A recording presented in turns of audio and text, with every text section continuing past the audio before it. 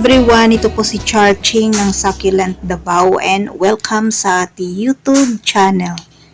And for today's video, so ito guys, mag-update po tayo ng ating bacularis. So ito po yung ating mga cuttings propagation na nakuha po natin dun sa likuran ng ating bahay. So heto na sila ngayon guys, and then mamaya po ay ipapakita ko po sa inyo yung iba pa nating bacularis na nakuha natin doon sa likuran po ng ating bahay. So, yan guys. At heto na po yung mga nakuha nating bacularis. So, heto po yung pinagkunan po natin ng ating mga cuttings. And then, nung isang araw, nung nag-ayos po tayo ng ating bakuran. So, yan po. At kinuha ko na po lahat ng ating mga bacularis. Medyo dumami sila dun sa likuran. So, ano po yung gagawin natin dito? So, yan yung titingnan natin dito guys. At bago po natin to aayusin, naisipan kong siguro tanggalan ko muna ng roots yung ating plant kasi okay naman po yung ating mga plant pag natin i-propagate natin sila gamit dito sa ating napakagandang pot. Ito guys, meron po tayong nabiling pot. Ayan, so dito natin siya ilalagay, i-water propagation po natin yung ating plant. So yan, before natin siya ilagay, so gagawin ko, hugasan muna natin yung ating plant. So kailangan tanggalan po natin siya ng roots, and then ayan, hugasan natin yung dahon kasi merong kumakapit na mga white scales. So yan, hugasan natin to. Siguro mamaya i-check muna natin yung ating plant. Mamaya ay papakita ko sa inyo kung paano natin siya i-propagate through water propagation. So yan yung ating mga nakuhang bacularis guys. So sobrang lalaki nila. Before kasi nung bigay kasi to ng sister. So maliliit pa sila noon. 2 years ago na ata. So 2 years na po siya dito sa ating munting garden. So heto, at sobrang dami.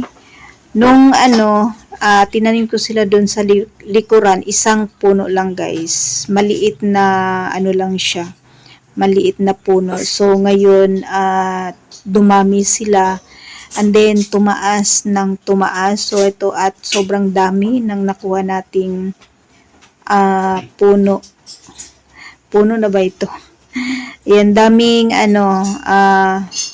bacularis. So, meron pa tayo isang pot doon na naiwan. So, ito sila ay kinuha ko lang doon sa baba ng ating bougainvillea. So yan, sobrang dami. So ang gagawin ko ngayon guys ay huhugasan ko muna itong ating napakagandang bacularis. So heto na po sila at tapos na po nating mahugasan tong ating mga bacularis. So yan, tinanggalan ko rin na po ng roots yung ating plant. So ganyan na po siya guys, pero hindi pa siya totally malinis kasi meron pang mga meron pang mga white scales. So tanggalin natin yan, and then meron pang konting putik. Ayan, aayusin lang natin to, hugasan ng maayos para hindi po mabulok yung ating plant, para hindi po siya magka-fungus. So heto sila ay mga almost 2 years or 3 years na dito sa ating munting garden. Di ko sure yung yung exact na taon, pero matagal na sila dito sa ating munting garden nung pa ata after ng pandemic. So yan, at sobrang bilis nilang dumami. Mahilig siya sa water guys, pero kailangan na sa ano siya, nakalagay sa ROS. And then ano naman siya, hindi ko siya binibigyan ng fertilizer, pero ayan, mahilig lang siya sa water. So yan, yung ating plant ay sobrang matataas. So linisan lang po natin ng maayos para hindi po magka-fungus yung ating plant pag nilagay na po natin siya sa water. So yung iba nating ano guys, bacularis na cuttings propagation natin na bacularis ay ano na, stable na sila, meron na silang ugat. So sa next video ay papakita ko po yung ating mga cuttings propagations. Ito guys yung ating gagamiting pot. So nabili ko to nung isang araw. So sobrang ganda nito kasi siya mataas. So yan, medyo natumba. So aayusin ko muna yung ating plant, and then siguro mamaya ay ipapakita ko sa inyo kung paano ko siya nilagay dito sa ating pot, and then lagyan din po natin ng water yung ating propagation, and then mamaya ay hahanapan natin kung saan siya pwede natin ilagay. So ito na guys yung ating plant. Ayan, nailagay ko na siya ng maayos sa ating paso. Ayan, sobrang ganda. Tamang-tama yung paso natin guys. So ganito na paso yung hinahanap ko. Kaya lang gusto ko sana white, kaya lang wala pong white na available na ganitong pot. So yan na lang po yung aking kinuha. Mura naman po yung ating pot. Lang siya, 15 pesos each. So murang-mura, and then napakaganda kasi mataas siya. Pwedeng-pwede po siya sa ating napakataas na bacularis. Sobrang taas na po nito guys. So tingnan natin kung gaano na siya kataas. So yan, dalawang pot, kasyang-kasya po yung ating bacularis. Tamang-tama lang po yung ating bacularis sa ating pot. So ganyan na po siya kataas. Sobrang tataas na po ng ating bacularis, lalo na kung hindi po natin na-cut yung ating plant. So ganyan na po siya kataas guys, sobrang taas na.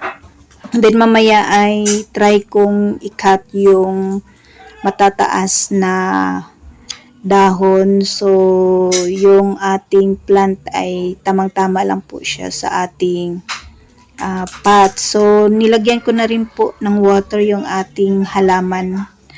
Ayan, heto yung ating plant. Sobrang ganda, and then nalinisan na po natin siya ng maayos. So yung ating bacularis guys ay po siya, snake plant. Yung ating mga Sansevieria ay lapitin po ng white scale. So yan, at lagi ko pong i-check.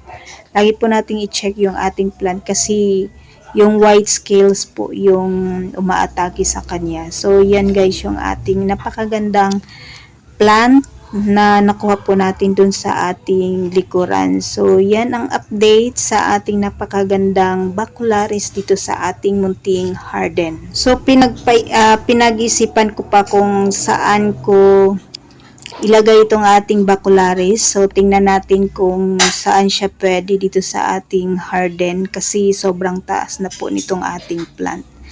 And then siguro ikat na natin yung ating plant mamaya.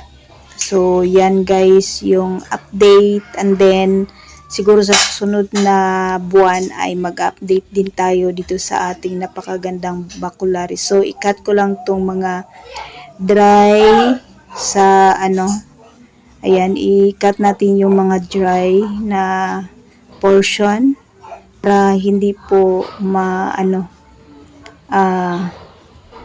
matuluyang mag-dry itong ating plant. So ganyan lang po kadaling i-maintain yung ating mga plant. Madali lang naman alagaan itong ating bacularis, basta nakalagay lang siya sa full sun or bright shaded area. So okay na po yung ating plants. So yan guys ang update sa ating mga bacularis dito sa ating munting garden. And that's for today guys. Maraming salamat po sa inyong panonood dito sa ating YouTube channel. Thanks for watching.